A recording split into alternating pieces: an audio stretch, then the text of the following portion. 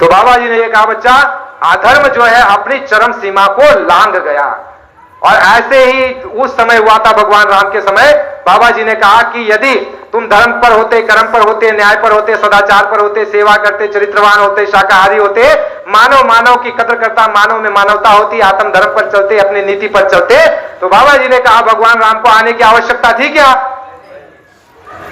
इस बात को भी हम नहीं समझते। बाबा जी ने कहा अगर तुम सत्यवादी होते, नेक होते, चरित्रवान होते, शाकाहारी होते, पुण्यात्मा होते, धर्मनिष्ठ होते, भगवान राम को यहां पर आने की कोई जरूरत नहीं थी।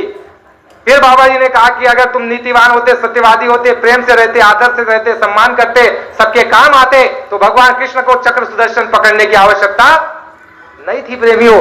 लेकिन जब मानव अपने कर्म और धर्म से विहीन होकर के दुष्कर्म के रास्ते पर, अधर्म के रास्ते पर जब चलने लग जाता है, उस समय से ऊपर से पार्लियामेंट में प्रस्ताव पास होता है, ऊपर से अवतारी शक्तियां नीचे भेजी जाती है और वह जो है विनाश लीला करती है। लेकिन प्रेमियों सौभाग्यशाली आप इसलिए शुरू में ही आपको बताया, क्योंकि जब जब विनाश लीला होने वाली होती है प्रकृति की ओर से, अवतारी शक्तियों की ओर से, तब उससे पहले महात्मा धरती पर आकर के जीवों को समझाते हैं, चेताते हैं, आगाह करते हैं, इतिहास उठाओ।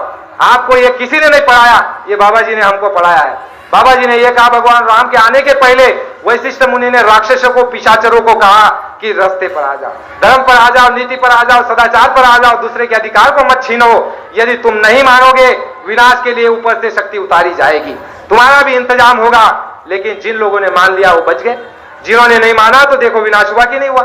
भगवान कृष्ण के समय में देखो संदीपन गुरु ने जो बताया, महात्माओं ने उस समय पर भी बताया कि धर्म के रास्ते पर आ जाओ, जो मान गए वो उनकी रक्षा हो गई, जो नहीं माने उनका क्या हुआ?